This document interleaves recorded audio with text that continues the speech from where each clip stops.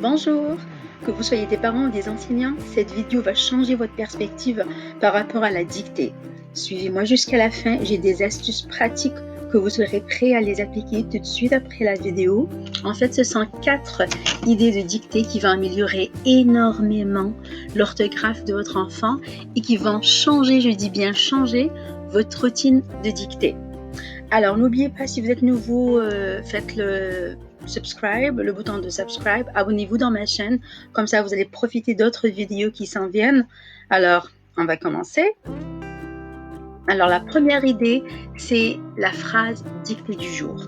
En fait, vous choisissez une phrase déjà produite par votre enfant. C'est très important qu'il prenne une phrase qu'il a déjà produite lui-même.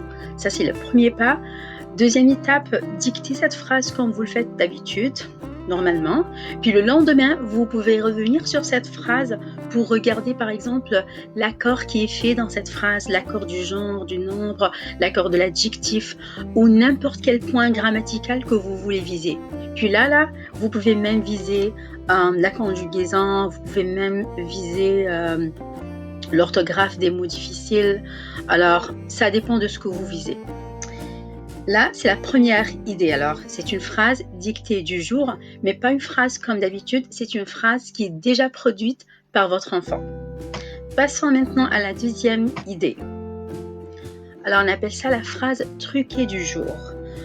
Ça, il s'agit tout simplement de demander à votre enfant de choisir une phrase d'où il veut. Il peut la chercher sur Internet, il peut la trouver dans les magazines, dans un journal, n'importe où.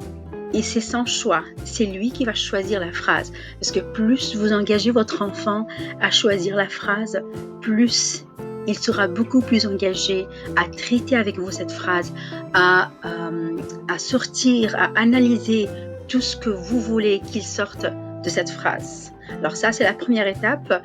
Il faut que votre enfant choisisse une phrase là où il veut, sur Internet.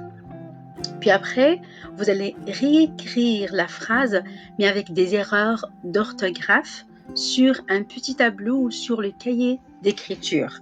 Alors, une fois qu'il a choisi déjà sa phrase, vous prenez cette phrase-là, vous la réécrivez sur un petit tableau à la maison ou sur son cahier d'écriture, mais avec des erreurs exprès. Puis là, vous allez lui demander de trouver les erreurs et après, vous pouvez la dicter. Alors, la première chose, il doit trouver, les erreurs, puis après, vous allez dicter la phrase de façon traditionnelle comme vous le faites très souvent dans vos dictées de la maison, d'accord? Ou dans la classe si vous êtes des enseignants. Alors, demandez aux enfants ou à votre enfant de choisir une phrase, réécrivez la phrase avec des erreurs exprès, demandez à l'enfant de sortir, de trouver ses erreurs, puis après, dicter cette phrase de façon traditionnelle. Ça aide beaucoup à mémoriser ces erreurs d'orthographe parce que l'enfant, c'est lui qui a choisi la phrase. Je suis certaine, il ne va pas oublier ça et c'est par expérience. Alors, on va passer à la troisième idée de la dictée. Alors, la troisième idée, c'est la phrase donnée du jour. Là, c'est simple et c'est compliqué au même temps. Pour cette troisième idée, vous pouvez l'essayer. Si ça marche avec vous, ça marche. Mais je sais qu'avec certains enfants, ça ne marche pas trop. Alors, vous pouvez l'essayer. Moi, je vous invite toujours d'essayer.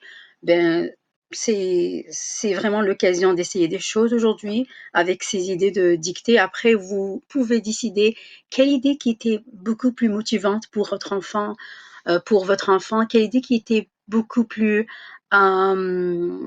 efficace pour sa dictée. Alors, vous pouvez choisir vous-même. Pour cette idée, l'enseignant ou le parent, tu vas recopier une phrase sans erreur au tableau ou dans son cahier d'écriture et les élèves ou votre enfant, il doit expliciter pourquoi il est juste d'un point de vue orthographique en fait. C'est une sorte d'anti-dictée parce que vous lui montrez la phrase, elle est juste, puis il n'y a aucune erreur, puis vous le demandez de pourquoi c'est juste.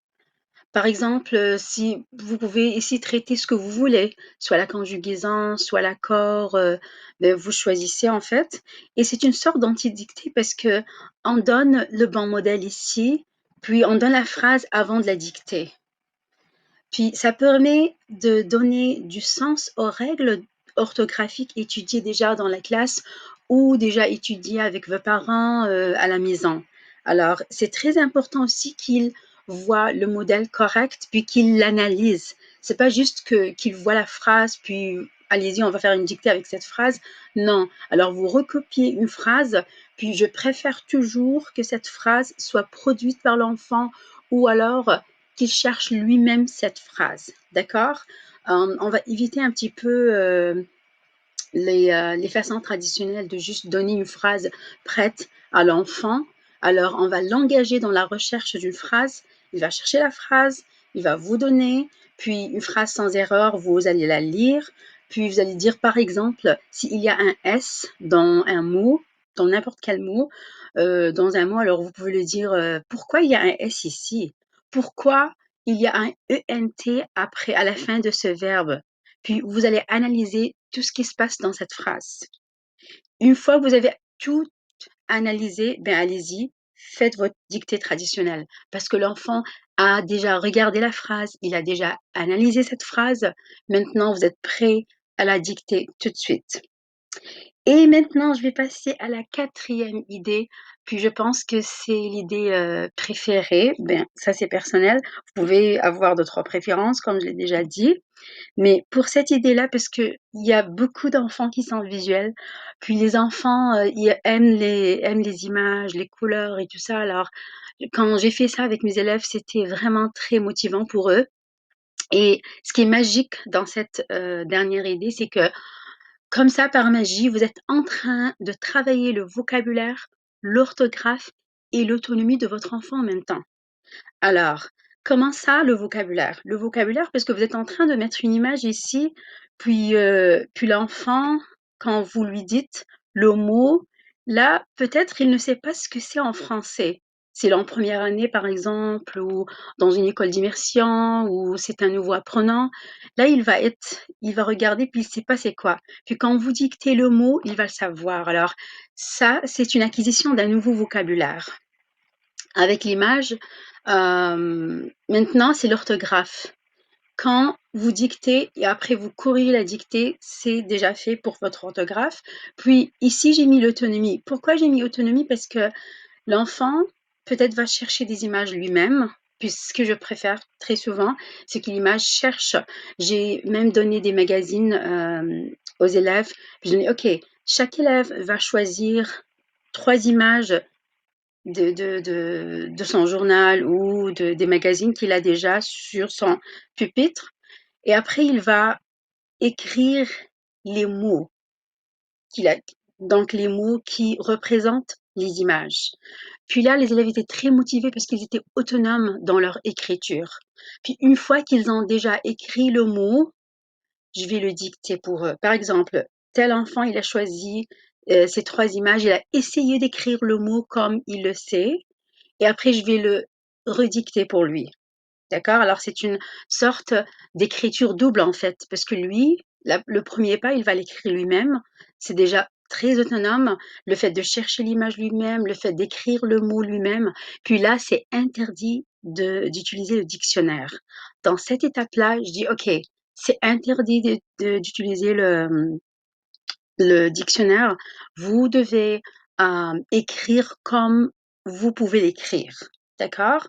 Comme premier pas. Après, une fois qu'ils ont écrit les mots, je vais le redicter pour chaque élève, puis vous pouvez le faire aussi à la maison pour chaque enfant. Alors, c'est par magie, ça joue 3 choses au même temps: vocabulaire, orthographe et autonomie. Alors, j'espère que vous avez aimé la vidéo, puis j'espère que ça va vous aider pour vos dictées, puis ça changer aussi votre routine de dictée. Alors, écrivez-moi dans les commentaires ci-bas quelles autres idées voulez-vous que j'aborde pour les prochaines vidéos, quels sont les aspects d'éducation, d'enseignement, n'importe quelle idée. Donc, sentez-vous libre à me suggérer des choses, à me suggérer des sujets. Et puis, si vous êtes nouveau, bien sûr, n'oubliez pas de faire subscribe, de vous abonner dans ma chaîne. Puis je vous remercie beaucoup pour votre attention et bon courage.